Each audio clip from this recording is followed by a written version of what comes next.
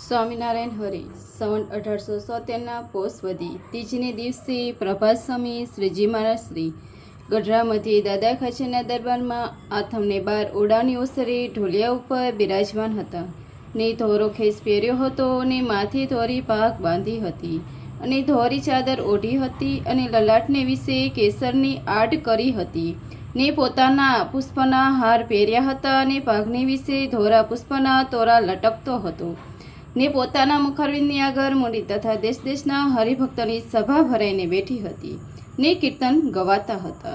પછી શ્રીજી મહારાજ બોલ્યાજી, સાંભળો, એક પ્રશ્ન કરીએ.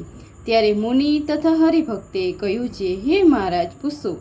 પછી શ્રીજી મહારાજ ઘણી વાર સુધી વિચારીને બોલ્યાજી, આ સંસારમાં જે વિષયી જીવ હોય તે પંચ વિષય વિના રહી શકે નહીં, ને જેમ એ વિમુખ જીવને પંચ વિષય છે તેમ હરિજનને પણ પંચ વિષય છે, પણ તેમાં ભેદ છે. તે ભેદ કેમ છે? તો વિષયી જીવ તો ભગવાન વિના અન્ય જે ગ્રામ્ય વિષય તેને ભોગવે છે, ને ભગવાનના ભક્ત છે તેને તો ભગવાનની કથા સાંભળીને તે જ સ્રોતનો વિષય છે. ને ભગવાનના ચરણાવિંદનો સ્પર્શ કરવો અથવા સંતના ચરણની રજનો સ્પર્શ કરવો તે ત્વચાએને વિશે છે, અને ભગવાન અથવા સંત તેના દર્શન કરવા ને નેત્રને વિષય છે. ને ભગવાનનો પ્રસાદ લેવો તથા ભગવાનના ગુણ ગાવા તે જીભનો વિષય છે, અને ભગવાનને ચડ્યા હોય જે પુષ્પાદિક તેની સુગંધ લેવી તે ધાન્યનો વિષય છે.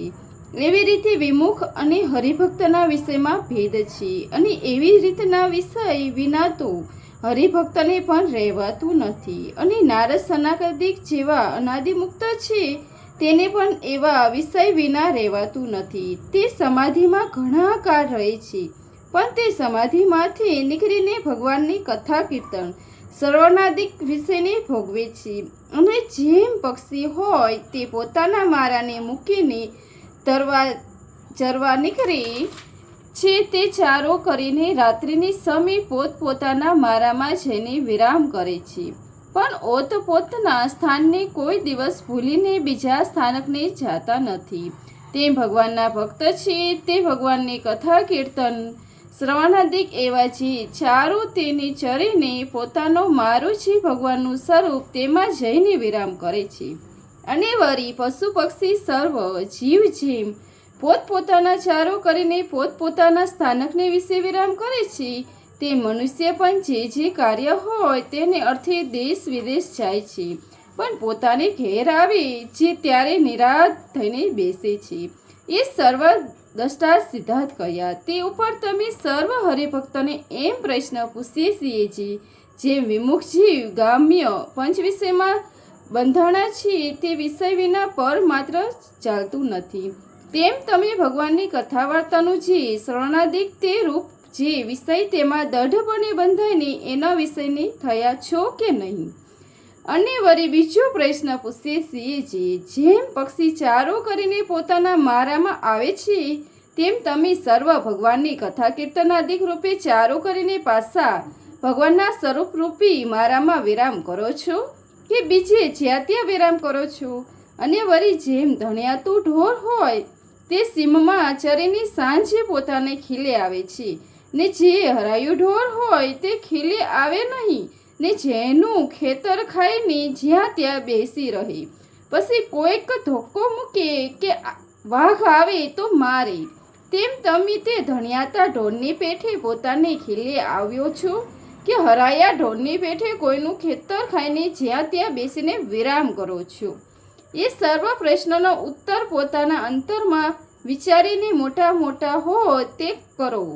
પછી મુનિ તથા હરિભક્ત સર્વ જુદા જુદા બોલ્યા છે, હે મહારાજ, ભગવાનની કથા કીર્તનાદિકને વિશે પણ ઘણા થયા છીએ, ને ભગવાનના મૂર્તિરૂપ જે મારો તથા ખીલો તે મૂકીને બીજે ઠેકાણે રહેતા પણ નથી. તે વાર્તાને સાંભળીને શ્રીજી મહારાજ ઘણું પ્રસન્ન થયા.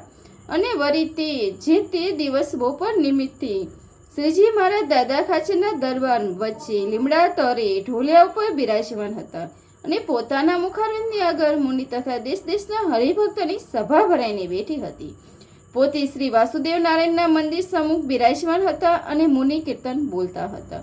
પછી શ્રીજી મહારાજ બોલ્યા છે, હવે તો પ્રશ્ન ઉત્તર કરો. પછી દીનાનાથ ભટ્ટે તથા બ્રહ્માનંદ સ્વામીએ પ્રશ્ન પૂછ્યો છે, કોઈ સમય તો ભગવાનના ભક્ત હૃદયમાં આનંદથી ભગવાનનું ભજન સ્મરણ થાય છે ને ભગવાનની મૂર્તિનું ચિંતન થાય છે, અને કોઈ સમય તો અંતર ડોલાઈ જાય છે ને ભજન સ્મરણનું સુખ આવતું નથી. તેનું શું કારણ છે?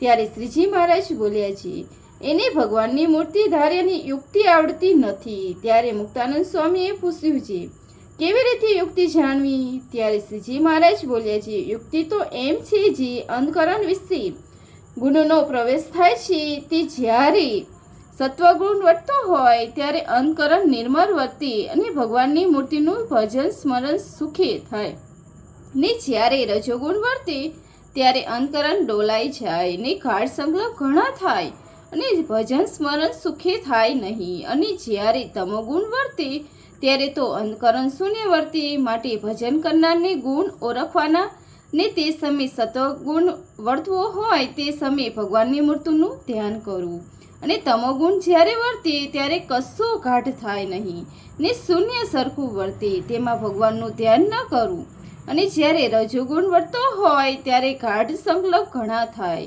માટે તે સમયે પણ ભગવાનનું ધ્યાન કરવું નહીં, ને તે સમયે તો એમ જાણવું છે, હું તો સંકલ્પ થકી જુદો છું ને આત્મા છું, ને એ સંકલ્પનો જાણનારો છું, ને મારે વિશે અંતર્યામી રૂપે આ પુરુષોત્તમ ભગવાન સદાકાર વિરાજે છે. અને જ્યારે રજોગુણને વેગ મટી જાય ત્યારે ભગવાનની મૂર્તિનું ધ્યાન કરવું, અને જ્યારે રજોગુણ વર્તો હોય ત્યારે સંકલ્પ ઘણા થાય તે સંકલ્પને જોઈને મૂંઝાવવું નહીં. કેમ જે અંતકરણ તો જેવું નાનું છોકરું તથા વાનરું તથા બાળકને રમાડનાર તેવું છે. તે અંતકરણનો એવો સ્વભાવ છે જે વિનાયક પ્રયોજન ચારો કર્યો કરે. માટે જેને ભગવાનનું ધ્યાન કરવું અને અંતકરણ ઘાટ જોઈએ કચવાઈ જાયવું નહીં, ને અંતકરણના ઘાટને પામવા પણ નહીં. તે પોતાને અને અંતકરણને જુદું માનવું અને પોતાના આત્માને જુદો માનીને ભગવાનનું ભજન કરવું. ઇતિ વચનામૃત ગઢડા પ્રથમનું 32મું પૂરું થયું. સહેજાનંદ સ્વામી મહારાજની જે લાइक शेयर और सब्सक्राइब कर देना भूलना मत. जय स्वामीनारायण. Thank you.